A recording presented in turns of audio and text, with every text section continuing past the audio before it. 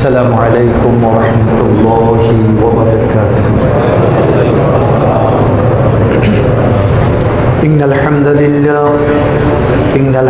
لله نحمده ونستعينه ونستغفره ونؤمن به ونتوكل عليه ونعوذ بالله من شرور أنفسنا ومن سيئات أعمالنا.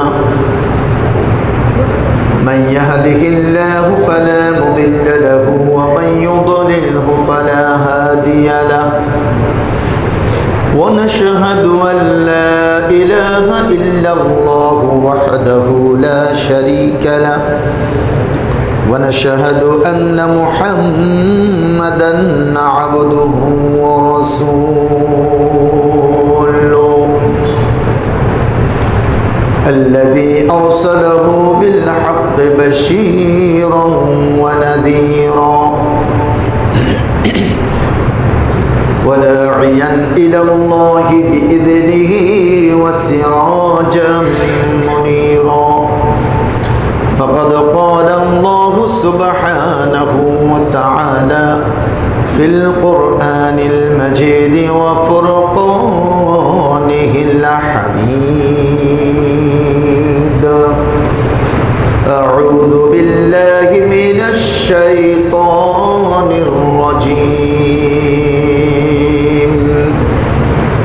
بسم الله الرحمن الرحيم. قل لعبادي الذين آمنوا يقيموا الصلاة وينفقوا مما رزقناهم سرا وعلانية من قبل أن يأتي يوم لا بيع فيه ولا خلال. صدق الله العظيم. ومن حديث النبوية صلى الله عليه وسلم عن أبي هريرة رضي الله تعالى عنه قال: قال رسول الله صلى الله عليه وسلم: اكفلوا لي بست أكفل لكم بالجنة. قالوا: وما هي يا رسول الله؟ قال رسول الله صلى الله عليه وسلم: الصلاة والزكاة والأمانة والفرج والبطن واللسان. رواه الطبراني.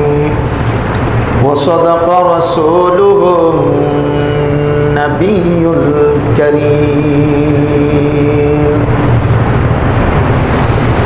وقال سبحانه وتعالى في شان رسوله وحبيبه ومحبوبه مخبرا وآمرا: إن الله وملائكته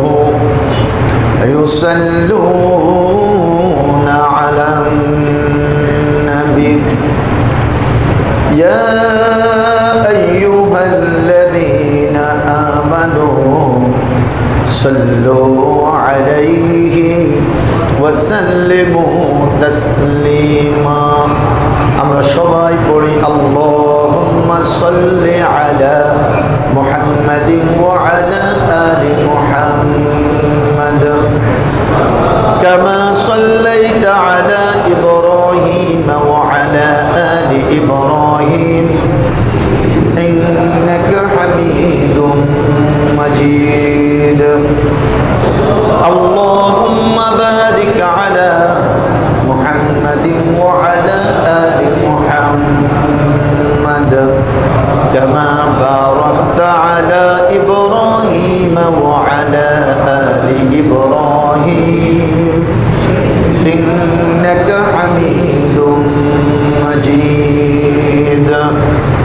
সুবহানাল্লাহি ওয়ালহামদুলিল্লাহ ওয়া লা ইলাহা ইল্লাল্লাহু ওয়াল্লাহু আকবার সুবহানাল্লাহি ওয়া বিহামদিহি সুবহানাল্লাহিল আযীম সুবহানাল্লাহি ওয়া বিহামদিহি আদাদা খালকিহি ওয়া রিদা নাফসিহি ওয়া জিনাতা আরশিহি ওয়া মিদাদা কালিমাতিহি লা ইলাহা ইল্লাল্লাহু ওয়াহদাহু লা শারীকা লাহু লাহুল মুলকু ওয়া লাহুল হামদ ওয়া হুয়া আলা কুল্লি শাইইন কাদির। আবে জমজম জামে মসজিদে আজকের এই পবিত্র জুমাবারে পবিত্র জুমা আদায়ের পূর্বক্ষণে আগত সমবেত সম্মানিত মুসল্লিয়ান কিরাম, হযরত উলামায়ে কিরাম, আমার একান্ত প্রিয় যুবকেরা, আমার অত্যন্ত আদরের স্নেহের তরুণ শিশু এবং কিশোরেরা, ঘর বাড়ি থেকে শুনছেন, পর্দার আড়ালের সম্মানিতা শ্রদ্ধেয়া মা বোনেরা এবং একান্ত স্নেহাস্পদ প্রিয় মেয়েরা, শুরুতেই আল্লাহ পাক রব্বুল আলামিনের শুকরগুজার হচ্ছি যিনি আমাদেরকে ভালোবেসে তারই পবিত্র ঘরে আসার তৌফিক দান করেছেন। আমরা সবাই পড়ি আলহামদুলিল্লাহ। রব্বুল আলামিন আমাদেরকে অন্যান্য দিকে না নিয়ে, দুনিয়ার কোনো কাজে ব্যস্ত না রেখে আমাদেরকে তার ঘরে আসার তৌফিক দিয়েছেন। সেজন্য রব্বুল আলামিনের কাছে আমরা দোয়া করি, আল্লাহ, আমরা যেরকম আমাদের সবগুলো কাজকে পেছনে রেখে আমরা মসজিদে ছুটে এসেছি তোমার রহমত লাভের আশায়, মাবুদ তুমি আমাদেরকে রহমত থেকে বঞ্চিত করো না। আমরা সবাই পড়ি আমিন। আমাদের উপর তুমি রহমত নাজিল করো এবং তোমার রহমতকে সামনে রেখে তোমার রহমতের দ্বারা আমরা যাতে সবাই বিনা হিসাবে ফুলসিরাত পার হয়ে জান্নাতে চলে যেতে পারি, আল্লাহ তুমি আমাদেরকে সে তৌফিক দান করো। আল্লাহুম্মা আমিন। সম্মানিত মুসল্লিবৃন্দ, আমি আপনাদের খেদমতে পবিত্র কুরআনুল কারীমের সূরা ইব্রাহিমের 31 নম্বর আয়াতে কারিমা তেলাওয়াত করেছি। আর একখানা হাদিস গ্রন্থ তাবরানী, সে হাদিস গ্রন্থ থেকে একখানা হাদিস আপনাদের খেদমতে উপস্থাপন করেছি। এই আয়াতে কারিমা এবং এই হাদিসের আলোকে আমি কিছু কথা আপনাদের সামনে আজকের এই জুমার খুতবা উপলক্ষে বলার জন্য চেষ্টা করছি। আমার রব্বে কারীম, আমার মাবুদ আমাকে বলার, আপনাদেরকে শোনা, আর আমাদের সবাইকে আমল করার তৌফিক দান করুন। আল্লাহুম্মা আমিন। এবার আসুন, আলোচনা শুরু করার আগে দিয়েই বরকতময় দুইটা আমল করে নিই আমরা। আমাদের জন্য আল্লাহ পাকের আসমানের দরজা, রহমতের দরজা এবং জান্নাতের দরজাগুলো একটু খুলে নেই। আর এমন একটা আমল আমরা ইনশাআল্লাহ করব যেটা নেকি একমাত্র আল্লাহ পাক রব্বুল আলামিন নিজ হাতে আমাদেরকে দান করবেন। আসুন আমরা সবাই পড়ি আল্লাহু আকবার কাবীরান আলহামদুলিল্লাহি কাসীরান সুবহানাল্লাহি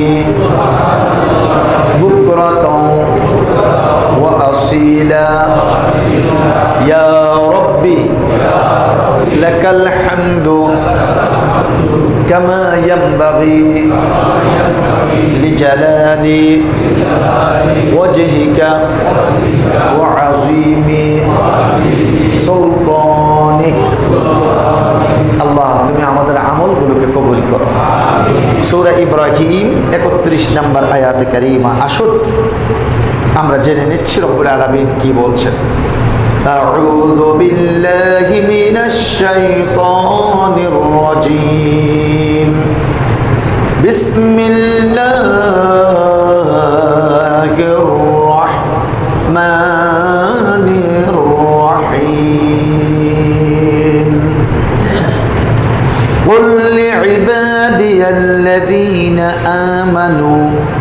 يقيموا الصلاة وينفقوا مما رزقناهم سرا وعلانية من قبل أن يأتي يوم لا بيع فيه ولا خلال صدق الله العظيم বিতাড়িত অভিশপ্ত শয়তানের ওয়াসওয়াসা থেকে মহান আল্লাহর কাছে পানাহা চাই। পরম করুণাময় দয়ালু মেহেরবান আল্লাহর নামে শুরু করছি। হে রাসূল, আপনি আমার ওই সমস্ত বান্দাদেরকে বলুন যারা ঈমান এনেছে এবং সালাত কায়েম করে, আমি তাদেরকে যে রিজিক দান করেছি সেই রিজিক থেকে, সেই জীবিকা থেকে, সেই অর্থ থেকে তারা প্রকাশ্য এবং গোপনে দান করে। এই দান করাটা ওই সময়ের পূর্বে যখন আর তারা কোনো বেচা বিক্রি করতে পারবে না, আর তাদের জন্য তখন কোনো বন্ধু থাকবে না। মহান আল্লাহ সুবহানাহু ওয়া তাআলা সত্যই বলেছেন। এই ছিল আমাদের সূরা ইব্রাহিমের ৩১ নম্বর আয়াতে কারিমার সরল অনুবাদ। সম্মানিত মুসলিম, আল্লাহ পাক রব্বুল আলামিন রাসূল করিম সাল্লাল্লাহু আলাইহি ওয়াসাল্লামকে বলেছেন, আপনি বলুন লিইবাদি, আমার বান্দাকে, আমার বান্দাদেরকে আপনি বলুন। দেখুন, আমরা যদি সত্যি রব্বুল আলামিনের দপ্তরে আমাদের নামটা তার বান্দাদের কাতারভুক্ত করাই নিতে পারি, সেই ডায়েরিতে অন্তর্ভুক্ত করাই নিতে পারি, সেই রেজিস্টারে যদি আমাদের নামটা রেজিস্টার্ড হয়ে যায়, তাহলে তো আমাদের জন্য আর কোনো চিন্তা থাকবে না। আপনি দেখেন, একটা মুরগি 20 দিন পর্যন্ত ডিমে তা দিয়েছে,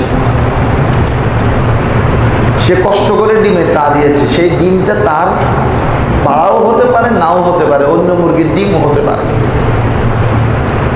সে ডিমে তা দিয়েছে, 20 দিন পর ডিম ফুটলো, সে তার বাচ্চাগুলোকে নিয়ে আশেপাশে গুড়গুড় গুড়গুড় করে ঘুরছে। যখনই কোনো চিল, কোনো বাজ পাখির ছায়া উপর থেকে নিচে পড়ছে, সে কম করে একটা আওয়াজ করছে, সিগন্যাল, সাথে সাথে তার সমস্ত বাচ্চাগুলো সিগন্যাল বুঝেই তার ডানার নিচে এসে আশ্রয় নিয়ে নিল, ডানার নিচে রেখে দিল। কারণটা কি? মুরগির মনে মনে এটাই চিন্তা, এটাই ভাবনা, এই বাচ্চাগুলো তো আমার, এই বাচ্চাগুলো আমার। অতএব আল্লাহ তো আমাকে দায়িত্ব দিয়েছে আমার বাচ্চাগুলোর হেফাজতের জন্য। সে কি করছে? তার ডানা দিয়ে যতটুকু সম্ভব চেষ্টা করে তার বাচ্চাগুলোকে হেফাজত করার জন্য। একটা মুরগি যদি তার শত্রু থেকে তার বাচ্চাকে হেফাজত করার জন্য এমনটা চেষ্টা করে, আল্লাহ পাক রব্বুল আলামিনের সমস্ত রহমতকে 100 ভাগ করে তার 1 ভাগ তিনি মাখলুকাতের মধ্যে দিয়েছেন, আর বাকি 99 ভাগ তিনি তার কাছে রেখেছেন।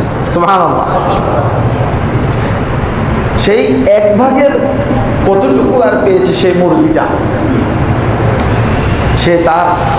সেই মুরগিটা তার বাচ্চাগুলোর জন্য এত দয়া, এত মায়া, যে রব্বুল আলামিন আমাদেরকে মহব্বত করে সৃষ্টি করে আমাদেরকে ইবাদি বলেছে, আমার বান্দা। সেই রব্বুল আলামিনের বান্দা যদি ঠিকই বান্দার মতো চলে,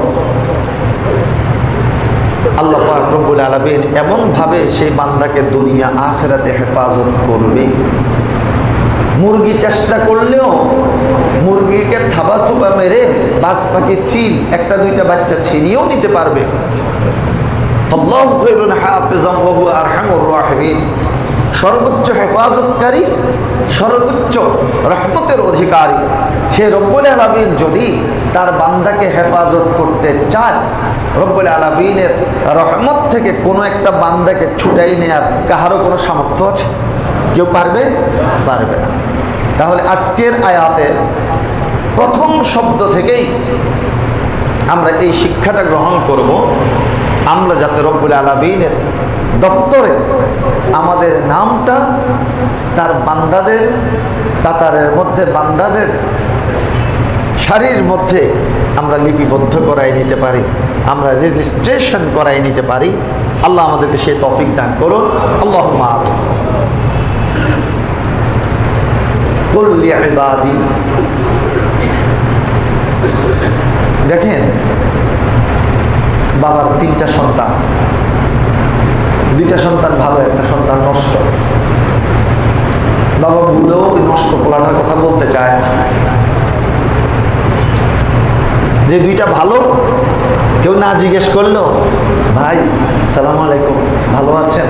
ভাই আমার বড় ছেলেটা আল্লাহ রহমতে ঢাকা ইউনিভার্সিটিতে পড়তেছে, আমার বড় ছেলেটা তাহমিরুল মিল্লাত মাদ্রাসায় পড়তেছে, আমার ছোট ছেলেটা মালয়েশিয়া ইন্টারন্যাশনাল ইসলামিক ইউনিভার্সিটিতে পড়তেছে, ভাই একটু দোয়া করবেন। এখন যে জানে তার যে পোলা একটা নষ্ট, এগুলো শোনার পর, ভাই আপনার ওই যে ছেলে, ওইটার খবর কি? কার তো ওইটার কথা বললেন না তো, ওইটার কথা বললে আমার জাত যাবে।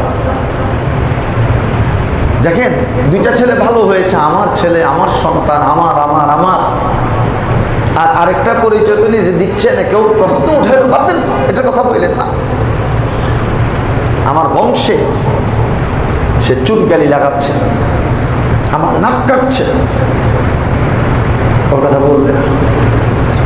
রব্বুল আলামিন মহব্বত করে পৃথিবীতে মানব জাতিকে পাঠিয়েছেন, আল্লাহর গোলামি করবে, আল্লাহর তাসবিহ করবে, আল্লাহ পাকের ইবাদত বন্দেগী করবে, আল্লাহ পাকের প্রশংসা করবে।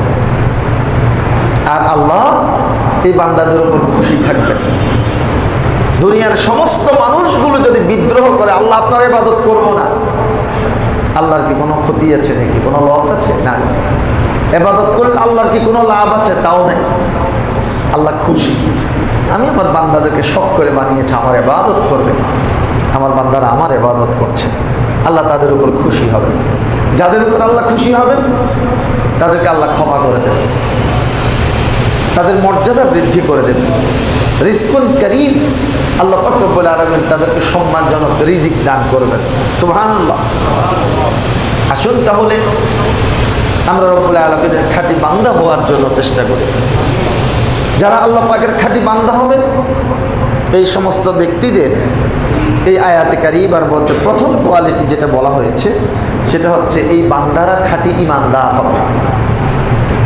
1 নাম্বার, তারা খাঁটি ঈমানদার হবে। রব্বুল আলামিন আমাদের সকলকে ঈমানের স্বাদ ভালোভাবে গ্রহণের তৌফিক দান করেন। যাকা তু'মাল ঈমান মান রাদিয়া বিল্লাহি রাব্বান ওয়া বিল ইসলামি দীনা ওয়া বিমুহাম্মাদির রাসূলা সাল্লাল্লাহু আলাইহি ওয়াসাল্লাম। হযরত আব্বাস ইবনে আব্দুল মুত্তালিব রাদিয়াল্লাহু তাআলা বলেন, রাসূল করিম সাল্লাল্লাহু আলাইহি ওয়াসাল্লাম বলেছেন, সেই তো ঈমানের স্বাদ পেল যে আল্লাহকে রব, ইসলামকে দিন, নবী মুহাম্মদ সাল্লাল্লাহু আলাইহি ওয়াসাল্লামকে রাসূল হিসাবে সন্তুষ্ট মনে, সন্তুষ্ট চিত্তে গ্রহণ করেছে। খেয়াল করতে পেরেছেন কয়টা কথা এখানে? 3টা কথা। একটু বলেন, আমাদের রবকে, আমাদের দিন, আমাদের নবী মুহাম্মদুর রাসূলুল্লাহ সাল্লাল্লাহু আলাইহি ওয়াসাল্লাম। যদি এই 3টা জিনিস আমরা দিল থেকে ভালোবাসার সাথে গ্রহণ করতে পারি, রাসূল সাল্লাল্লাহু আলাইহি ওয়াসাল্লাম বলে দিয়েছেন সে ঈমানের স্বাদ পেয়ে গেছে। সুবহানাল্লাহ। সে ঈমানের স্বাদ পেয়েছে। অসুস্থ যদি হয়, মুখে যদি রুচি না থাকে, তার সামনে একেবারে পোলাও দেন, রেজালা দেন, রোস্ট দেন, কিমা দেন, টিকা দেন, এটা একটু না, রুচি নেই, মুখে ভালো লাগে না, গ্রহণ করবে না, গ্রহণ করবে না। মুখে যদি টেস্ট রুচি থাকে তাহলে শুটকির ভর্তাও ভালো লাগবে। চাপা শুটকি আর মুসুরির ডাল বিক্রমপুরের মানুষ বেশি খায়। চাপা শুটকি আর মুসুরির ডাল মাশাআল্লাহ খেতে খুব মজা, আর ভাতটা একটু গরম হইলে। যাই হোক, রুচি যদি থাকে তাহলে যে কোনো জিনিসে ভালো লাগবে। ইমানের স্বাদ যে ব্যক্তি পেয়েছে তার কাছে দ্বীন ইসলামের সবকিছুই ভালো লাগবে। আর ইমানের স্বাদ যে পাইল না, ইমানের স্বাদ যে পেল না, যার মুখের মধ্যে, যার অন্তরের মধ্যে ইমানের স্বাদ নাই, দ্বীন ইসলামের কোনো কিছুই তার ভালো লাগবে না। বাউল সঙ্গীত এটা আমাদের বাঙালি সংস্কৃতি। ওরা পালা গান গায়, সুন্দরে লাগে। অনেক ভালো ভালো মানুষও শীতকালে পালা গান শোনার জন্য অন্যরা যাতে না দেখে চাদর চাদর মোড়াইয়া পালা গানের মধ্যে গিয়ে বসে, একজন আরেকজনকে প্রশ্ন দিয়ে কাবু করে ফেলে। ঠিক আছে, এটা তাদের সংস্কৃতি, আমরা পক্ষেও বলবো না বিপক্ষেও বলবো না। কিন্তু কোন বাউল যদি আল্লাহকে নিয়ে ব্যঙ্গ করে এলোমেলো কথা বলে তাহলে তাকে ছাড় দেওয়ার কোনো সুযোগ নেই। বল আউযু বিরাব্বিন নাস, মালিকিন নাস, ইলাহিন নাস, নাসে নাসে নাসে, আল্লাহ তো বলছে নাসে নাসে নাসে। আপনাদের কানে আসছে কিনা এই আওয়াজটা? তবে এই বাউলদেরকে আমরা কেউ হাত লাগাইয়া আইন নিজের হাতে তুলে নেওয়া ঠিক হবে না। যেহেতু সে আল্লাহর বিরুদ্ধে আল্লাহর কোরআনকে ব্যঙ্গ করেছে, আল্লাহকে ব্যঙ্গ করেছে, তাহলে আপনি মিছিল করতে পারেন, তার বিরুদ্ধে বক্তব্য রাখতে পারেন, সরকারের কাছে দাবি জানায় তাকে গ্রেফতার করে শাস্তির সম্মুখীন তাকে করতে পারে। কিন্তু তাদেরকে পিটাইয়া নিজের হাতে আইন তুলে নেয়া, নিজের হাতটা ভরানো, এটা কোনো আমি উচিত মনে করি না। যারা আল্লাহকে ব্যঙ্গ করেছে, আল্লাহর কোরআনকে ব্যঙ্গ করেছে, তাদের দৃষ্টান্তমূলক শাস্তি হওয়া উচিত, আমরা তা চাই। আপনারা কি চান? যাদের রুচি নষ্ট হয়ে গেছে তারাই আল্লাহর বিরুদ্ধে কথা বলতে পারে, যাদের রুচি নষ্ট হয়ে গেছে তারাই ইসলামের বিরুদ্ধে কথা বলতে পারে, যাদের রুচি নষ্ট হয়ে গেছে তারাই কোরআনের কথাকে এলোমেলো করতে পারে। যার রুচি ঠিক আছে সেই ব্যক্তি সত্যিকার অর্থে আল্লাহ পাকের ইবাদত করবে, বন্দেগী করবে। আসুন আমরা আমাদের ইমানের স্বাদটা গ্রহণ করার জন্য আমাদের রুচিটাকে ঠিক করে নিই। তাহলে রুচি ঠিক করার জন্য আমাদের করণীয় কি? অন্তর থেকে সকল প্রকার কুফর, অন্তর থেকে সকল প্রকার শিরকের মূলোৎপাটন করতে হবে, পরিষ্কার পরিচ্ছন্ন করে ফেলতে হবে অন্তরকে। সে অন্তরের মধ্যে আমরা একমাত্র 7টা বিষয়কে স্থান দিয়ে ঈমান আমরা রাখতে হবে। এর মধ্যে 1 নাম্বার আমানতু বিল্লাহ। 1 নাম্বার আমরা সবাই পারি তো না? যারা পারি একটু পড়ি। আমানতু বিল্লাহি ওয়া মালাইকাতিহি ওয়া কুতুবিহি ওয়া রুসুলিহি ওয়াল ইয়াউমিল আখিরি ওয়াল কদরি খায়রিহি ওয়া শাররিহি মিনাল্লাহি তাআলা ওয়াল বা'সি বা'দাল মাউত।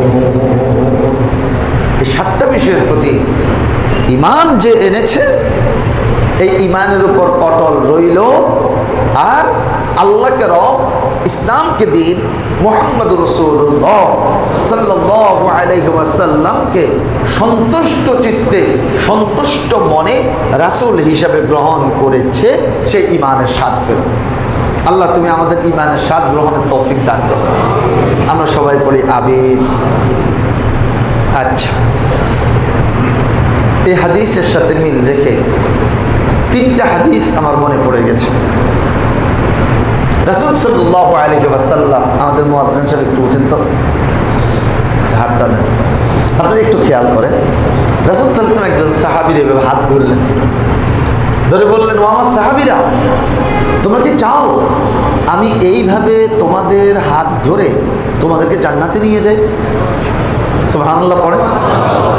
আচ্ছা, যদি আপনারা রাসূলের সাহাবী হতেন আর রাসূল আপনাদেরকে প্রশ্নটা করতেন, আপনারা জবাব কি দিতেন? আমরা চাই নাকি চাই না, কোনটা বলতেন? চাই। ঠিক আছে। রাসূল সাল্লাল্লাহু আলাইহি ওয়াসাল্লাম বললেন, তাহলে আমি তোমাদেরকে একটা আমল বলে দিই। ফজরের নামাজের পর 3 বার পড়বে, মাগরিবের নামাজের পর 3 বার পড়বে, ব্যাস তোমরা জান্নাতে চলে যাবে। আমি হাতে ধরে নিয়ে যাব। রাদিতু বিল্লাহি রাব্বাও ওয়া বিল ইসলামি দীনাও ওয়া বি মুহাম্মাদিন সাল্লাল্লাহু আলাইহি ওয়াসাল্লাম নাবিয়্যাও ওয়া রাসূলা।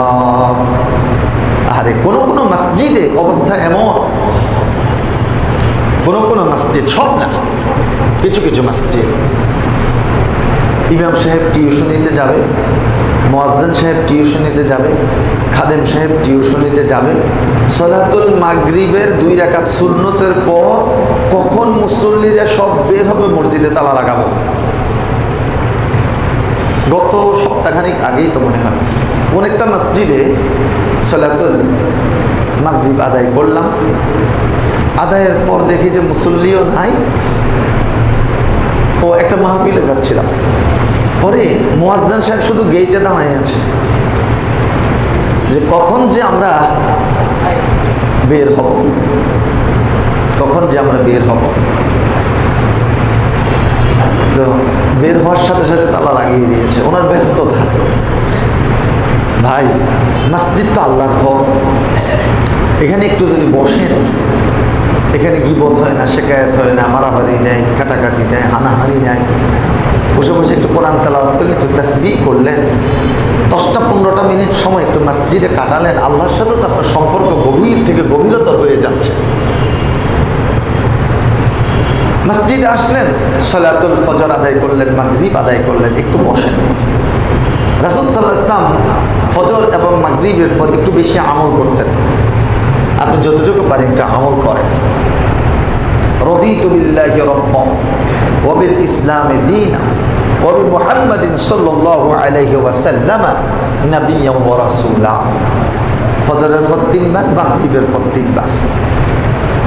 একটু আমরা পড়ি তো, রাদিতু বিল্লাহি রাব্বান ওয়া বিল ইসলামি দীনান ওয়া বি মুহাম্মাদিন সাল্লাল্লাহু আলাইহি ওয়াসাল্লাম নাবিয়্যান ওয়া রাসূলা। ফজরের নামাজের পর কয়বার? 3 বার। মাগরিবের নামাজের পর 3 বার। যদি এই আমলটা করেন, প্রথম ঘোষণা রাসূল সাল্লাল্লাহু আলাইহি ওয়াসাল্লাম আপনাকে হাতে ধরে জান্নাতে নিয়ে যাবেন। দ্বিতীয় নাম্বার ঘোষণা, নবী করিম সাল্লাল্লাহু আলাইহি ওয়াসাল্লাম বলছেন, যারা এই আমলটা করবে তাদের জন্য জান্নাতটা ওয়াজিব হয়ে যাবে। সুবহানাল্লাহ। তৃতীয় নাম্বার ঘোষণা, আল্লাহ পাক রব্বুল আলামিন তাদেরকে জাহান্নাম থেকে মুক্তি দিয়ে দেবেন। আসুন তাহলে আমরা প্রত্যেকেই সালাতুল ফজরের পর এবং মাগরিবের পর 3 বার করে এই আমলটা করার জন্য চেষ্টা করি। রাদিতু বিল্লাহি রাব্বান ওয়া বিল ইসলামি দীনান ওয়া বি মুহাম্মাদিন সাল্লাল্লাহু আলাইহি ওয়াসাল্লাম নাবিয়্যান ওয়া রাসূলা।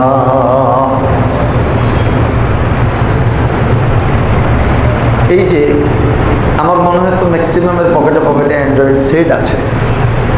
আপনারা চাইলে অ্যান্ড্রয়েড সেটের মধ্যে নোটপ্যাড আছে, প্রত্যেকটা অ্যান্ড্রয়েড সেটে নোটপ্যাড আছে। আমি যে কথাগুলো বলে যাই, এই কথাগুলো আপনারা চাইলে নোটপ্যাডে টাইপ করে লিখে রাখতে পারেন, অথবা আপনার ভয়েস রেকর্ড আছে, ভয়েস রেকর্ডার অন করে আপনি আপনার জায়নামাজের উপর ফেলে রাখেন। আলোচনা যতক্ষণ চলছে পুরো আলোচনাটা আপনার ভয়েস রেকর্ডারের মধ্যে রেকর্ড হয়ে যাচ্ছে। বাসায় বসে শুনে শুনে কাগজের মধ্যে আপনি নোট করে ফেলতে পারবেন, আমল করা যায়। সম্মানিত মুসল্লিবৃন্দ, আজকাল তো অনেক সহজ হয়ে গেছে, হাতের মুঠের ভিতরে সব। এই মোবাইল টর্চ লাইটটা শেষ করলো, এই মোবাইল রেডিও শেষ করলো, টেলিভিশন শেষ করলো, এই মোবাইল সিনেমা হল বন্ধ করে দিল। আর এই মোবাইলে খারাপ জিনিস যেমন আছে, ভালো জিনিস চেয়ে বেশি আছে। যে যেটা গ্রহণ করতে চায় এখানে আছে। রাদিতু বিল্লাহি রাব্বান ওয়া মুহাম্মাদিন সাল্লাল্লাহু আলাইহি ওয়াসাল্লাম নাবিয়্যাও ওয়া রাসূলা। এবার বলেন তো কবরের মধ্যে প্রশ্ন কয়টা করা হবে? তিনটা। দেখেন এটার সাথে কবরের প্রশ্ন কিভাবে মিল। মার রব্বুকা ওয়া মা দীনুকা ওয়া মান নাবিয়ুকা। এক নাম্বার তোমার রবকে, দ্বিতীয় নাম্বার তোমার দ্বীন কি, তৃতীয় নাম্বার তোমার রাসূলকে। আরে কি প্রশ্ন করছে? আমি তো দুনিয়াতে এটা প্র্যাকটিসে করছি। রবকে, রাদিতু বিল্লাহি রাব্বা, আমি তো সন্তুষ্ট চিত্তে আমার রব আল্লাহকে আমার রব হিসেবে গ্রহণ করেছি। ওয়াবিল ইসলামি দীনা, আমি তো দিন ইসলামকে আমার দিন হিসেবে গ্রহণ করেছি। ওয়াবি মুহাম্মাদুর রাসূলুল্লাহ, মুহাম্মদ সাল্লাল্লাহু আলাইহি ওয়াসাল্লামকে তো আমি সন্তুষ্ট চিত্তে রাসূল হিসেবে গ্রহণ করেছি। তাহলে মা রব্বুকা, এবার জবাব তো সহজে দিতে পারো, রব্বি আল্লাহ। ওয়া মা দীনুকা, দীনি আল ইসলাম। ওয়া মান নাবিয়ুকা, নাবিয়ুনা মুহাম্মাদুর রাসূলুল্লাহ সাল্লাল্লাহু আলাইহি ওয়াসাল্লাম। আল্লাহ তুমি আমাদেরকে ঈমানটা ঠিক রেখে আমল করার তৌফিক দান করো। আচ্ছা, দ্বিতীয়ত কথা হলো এই ঈমানদার ব্যক্তিরা যে কাজটা করবে, ঈমান এনেছে, ঈমানটা মজবুত আছে, এখন এই ঈমানের পরিচয়টা দিবে সে সালাতের মাধ্যমে। 5 ওয়াক্ত সালাত সে আদায় করবে ওয়াক্ত মতো। জি ভাই, আমার সবই ঠিক আছে, তো ঠিক নাই কোনটা? নামাজটা ঠিক মতো পড়ি না। ঈমান তো ঠিক আছে, তুমি নামাজ ঠিক মতো পড়ো না, তোমার ঈমানটাই তো ঠিক নেই। قال رسول الله صلى الله عليه وسلم من ترك الصلاة متعمدا فقد كفر। যে ব্যক্তি ইচ্ছাকৃতভাবে এক ওয়াক্ত নামাজকে তরক করলো, ছেড়ে দিল, ফাকাদ কাফারা, সেই ব্যক্তি কুফরি করলো। তাহলে আমরা কি নামাজ ছাড়তে পারি? আমরা নামাজ ছাড়তে পারি না। যে ব্যক্তি সালাত আদায় করে, মসজিদ, জামে মসজিদ হোক, পাঞ্জেগানা মসজিদ হোক, অথবা যেখানে জামাত হয়, যেখানে জামাত হয়, যেখানে সেজদা করা হয়, সেটাই সেজদার জায়গা মসজিদ। এক ওয়াক্ত সালাত আদায় করেছে, আরেক ওয়াক্ত সালাতের জন্য তার হৃদয়টা সে মসজিদের সাথে ঝুলন্ত রয়েছে।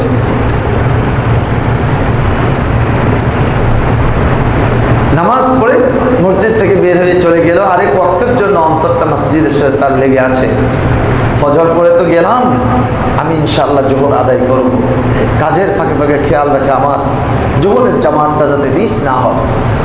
রাসূল সাল্লাল্লাহু আলাইহি ওয়াসাল্লাম বলেছেন, হাসরের ময়দানে আরশে আজিমের ছায়া ব্যতীত যেদিন কোনো ছায়া থাকবে না, ওই ধরনের মুসল্লিকে আল্লাহ পাক তার আরশে আজিমের নিচে ছায়া দান করবে। সম্মানিত মুসল্লিবৃন্দ, 5 ওয়াক্ত সালাত আমরা ওয়াক্ত মতো যথাসময়ে আদায় করার জন্য চেষ্টা করব।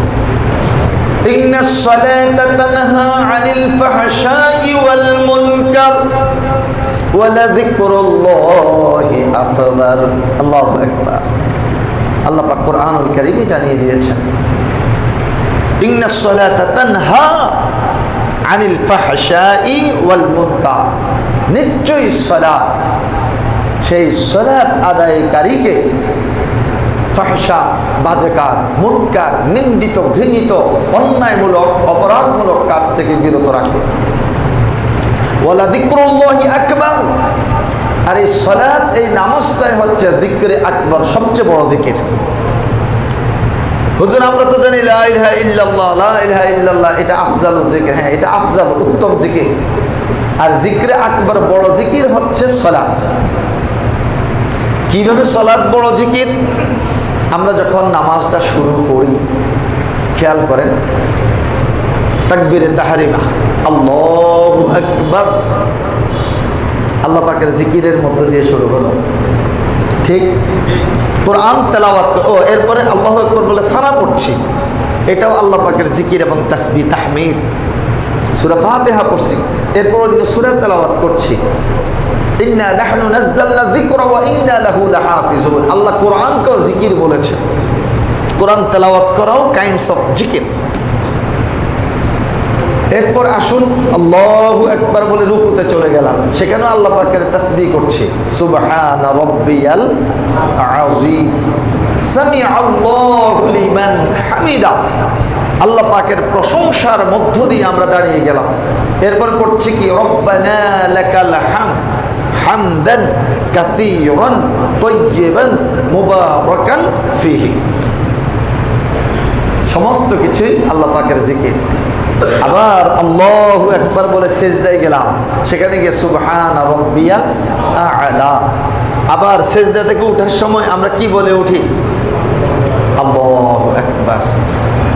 এই কথা বললেন আল্লাহ সিজদা থেকে উঠতেছে, আল্লাহ আমি সিজদা করতেছি না, আল্লাহু আকবার আল্লাহু আকবার। তাহলে পুরা সালাতটাই হচ্ছে জিকির জিকির জিকির। যার কারণে আল্লাহ পাক নিজে কোরআনুল কারীমে জানাই দিয়েছেন যিকরুল আকবার ওয়ালা যিকরুল্লাহি আকবার, সবচেয়ে বড় জিকির হচ্ছে সালাত। দৈনিক কয় ওয়াক্ত আদায় করব আমরা? 5 ওয়াক্ত। আল্লাহ তুমি আমাদেরকে জামাআতের সাথে দৈনিক 5 ওয়াক্ত সালাত ওয়াক্ত মতো আদায়ের তৌফিক দান করো। আমরা সবাই পড়ি আমিন। এরপরে আসুন, সালাত আদায় তো আমরা করছি। আচ্ছা, কুল লিইবাদি, শুরুর দিকে আবার একটু যাই।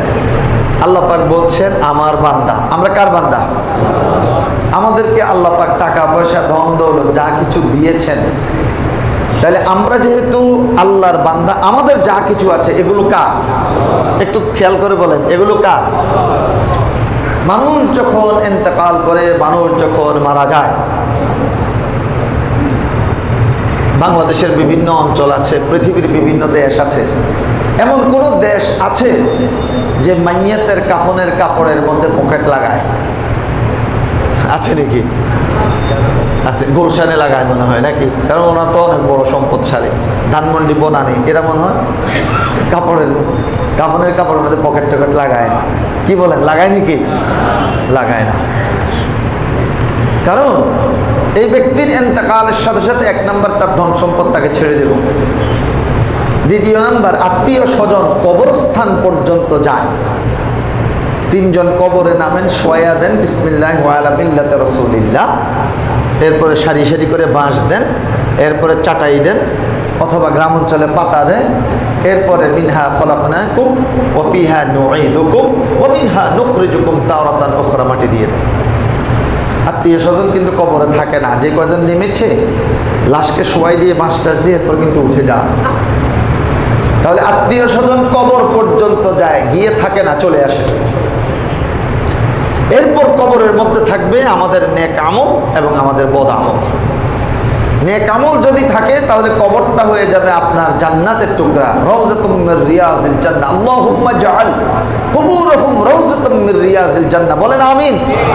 আল্লাহ যাদের মা, যাদের বাবা, দাদা, দাদি, স্ত্রী, পরিবার, পরিজন, সন্তান দুনিয়া থেকে বিদায় নিয়ে কবরবাসী হয়ে গেছে, আল্লাহ তাদের কবরগুলোকে তুমি জান্নাতের বাগান বানিয়ে দাও। রাসূল সাল্লাল্লাহু আলাইহি ওয়াসাল্লাম দোয়া করতেন মাইয়াতদের জন্য, আল্লাহুম্মা জাআল কুবুরহুম রাউযাতুম মির রিয়াজিল জান্নাহ। আল্লাহ যারা মরে গেছে তাদের কবরগুলোকে রাউযাতুম মির রিয়াজিল জান্নাহ, জান্নাতের অসংখ্য যেই বাগানগুলো রয়েছে তার মধ্য থেকে একটা বাগানে পরিণত করে দাও। সুবহানাল্লাহ। আর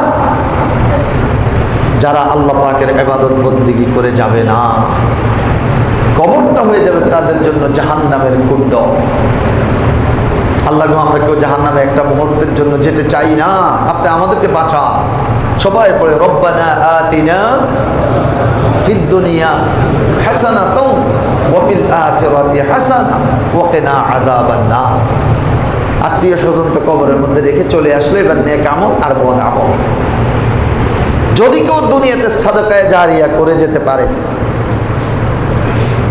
এই যে আপনারা অনেকেই মসজিদে দিয়েই যাচ্ছেন, কত দিয়েছেন, কোন বছরকে কত দিয়েছেন ভুলেও গেছেন, মনেও নেই, কিন্তু রব্বুল আলামিনের ডায়েরিতে আপনার এটা লেখা আছে। দুনিয়ার কোন ব্যাংকে অ্যাকাউন্ট করলে আগুন লাগলে আপনার সেই অ্যাকাউন্টের কাগজপত্র, নথিপত্র জ্বলে পড়ে ছাই হয়ে যেতে পারে, কিন্তু আপনি আল্লাহ পাকের ব্যাংকে ফিক্সড ডিপোজিট করেছেন, এটা কোনোদিন জ্বলে পড়ে ছাই হবে না। রেকর্ড এমনভাবে মজবুত থাকবে, হাসরের ময়দানে আপনারা বলবেন আল্লাহ গো, আমি তো এত নামাজ পড়ি নাই, এত জিকির করি নাই, এত তেলাওয়াত করি নাই, আমার আমল নামার মধ্যে এত নেকি কেন? আল্লাহ এটা মনে ভুল হয়ে গেছে, এটা মনে আমার না। আল্লাহ পাক বলবে দেখো এটা তো আব্দুর রহমান ইবনে আব্দুল করিম।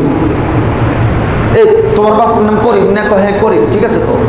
তো তোমার নাম আব্দুর রহমান না রহমান, ঠিক আছে। তো এই তো তুমি করিমের পুত্র রহমান, তুমি কি বলো? এটা তো তোমারই আমল। তা আল্লাহ আমি এত আমল করছি কখন? তো বান্দা, তুমি অমুক মসজিদের মধ্যে সাদকায়ে জারিয়া করে এসেছিলা, তুমি চলে আসার পরেও আরো 10,000 বছর মসজিদটা ছিল, এরপরে কিয়ামত হয়েছে।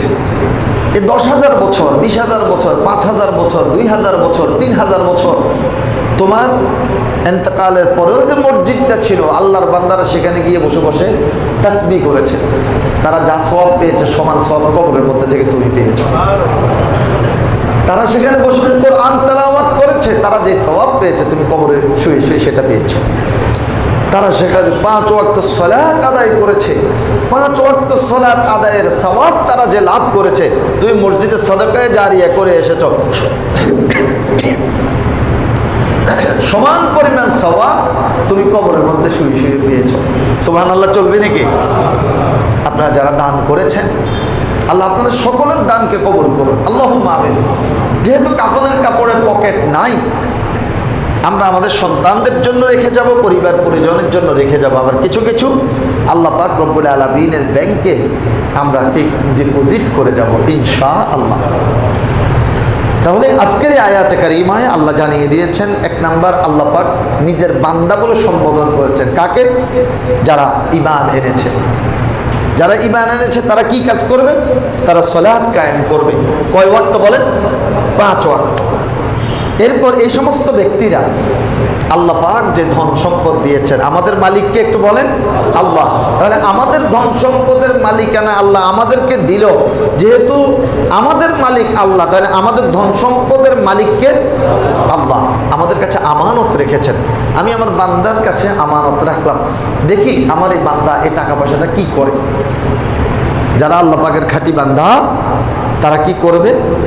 প্রকাশ্য এবং গোপনে তারা আল্লাহর পথে দান করবে, আল্লাহর পথে দান করবে।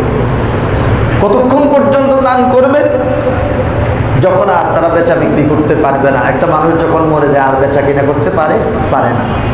ওয়ালা খলিল, যখন তার কোনো বন্ধু থাকবে না।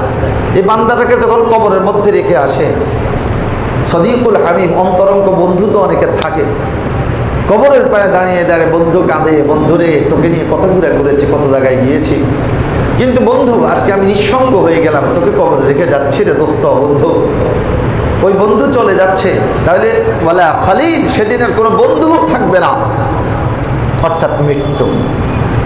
সম্মানিত মুসল্লিবৃন্দ, আজকের আয়াতের সাথে প্রাসঙ্গিক একটু কথা আপনাদের নলেজে দিয়ে রাখি। আমাদের ফার্স্ট সিকিউরিটি ইসলামী ব্যাংকে একটা ভালো অ্যামাউন্ট টাকা মসজিদের আটক হয়ে গেছে। এই টাকাটা উঠানো যাচ্ছে না। আমাদের মসজিদের কাজ চলছে, মসজিদের কাজ থেমে যাওয়ার মতো অবস্থা হতে যাচ্ছে, কারণ ফান্ডে খুব একটা টাকা পয়সা নাই বললেই চলে। আমাদের মিনারের কাজ, সামনের গেটের কাজ, লক্ষ লক্ষ টাকার কাজ। যেহেতু আজকে কি আপনি কালেকশন করবেন না? কালেকশন করবো না, আমি জাস্ট আপনাদের নলেজে দিলাম।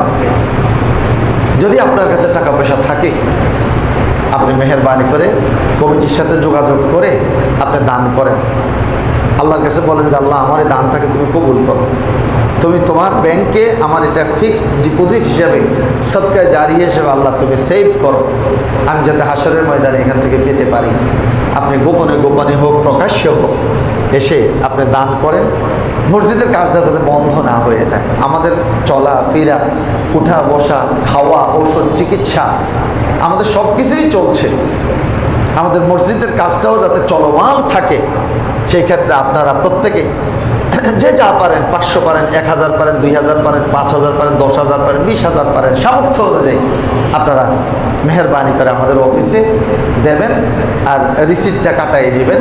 কাজটা যাতে চলমান থাকে, এই কাজটা যদি চলমান থাকে আল্লাহ আপনাদের উপর খুশি হবেন যে আমার বান্দাদেরকে ধন সম্পদ দিয়েছি, ওদের মুরগির রান খাওয়াও ঠিক আছে, গরুর ক্যারেলির মাংস খাওয়াও ঠিক আছে, খাসির চাপের মাংস খাওয়াও ঠিক আছে, শীতকাল আসছে হাঁসের গোস্ত দিয়ে রুটি দিয়ে খাওয়াও ঠিক আছে, তার পাশাপাশি আমার ঘর আবে জমজম জামে মসজিদের কাজও তারা ঠিক রেখেছে। তাহলে আমি আমার বান্দাদের প্রতি খুশি হয়ে যাই, এরাই তো আমার খাঁটি বান্দা, যারা আল্লাহ রাস্তায় দান করে, যারা ঈমান এনেছে, সালাত আদায় করে, আল্লাহ রাস্তায় দান করে। আল্লাহ ওই সমস্ত বান্দাদেরকে কার বান্দা বলে সম্বোধন করেছেন বলেন? আমার বান্দা বলেছেন, আমার বান্দা, ইয়া ইবাদি। অতএব আমরা আল্লাহর বান্দা যাতে হতে পারে আল্লাহ সে তৌফিক দান করুন। আপনার এই বিষয়টা খেয়াল রাখবেন। আর আমাদের 30,000 টাকা মাসিক যে আয়টা ছিল, বিভিন্ন জন বিভিন্ন দিকে যারা এখানে ভাড়া থাকতেন ওনারা বিভিন্ন জায়গায় চলে যাওয়ার কারণে আমাদের মাসিক 30,000 টাকা আয় কমে গেছে। আল্লাহ পাকের 30 জন বান্দা যদি সিদ্ধান্ত নিয়ে নেন আমরা যতদিন এখানে আছি অন্তত প্রত্যেক মাসে আমার ইনকাম থেকে লম্বা একটা নোট মসজিদে দিয়ে দেয়, তাহলে 30,000 টাকা আমাদের ঘাটতি পূরণ হয়ে যাবে। আল্লাহ তুমি সেরকম তোমার 30 জন বান্দাকে কবুল করো, আল্লাহুম্মা আমিন। আল্লাহ সবাইকে ভালো রাখুন, সুস্থ রাখুন। রব্বুল আলামিনের কাছে এই মুনাজাত রেখে আজকে সূরা ইব্রাহিমের 31 নম্বর আয়াতে কারিমার আলোকে আমরা যাতে চলতে পারি সেই তৌফিক কামনা করে শেষ করছি। মা আসসালাম, আসসালামু আলাইকুম ওয়া রাহমাতুল্লাহি ওয়া বারাকাতুহু।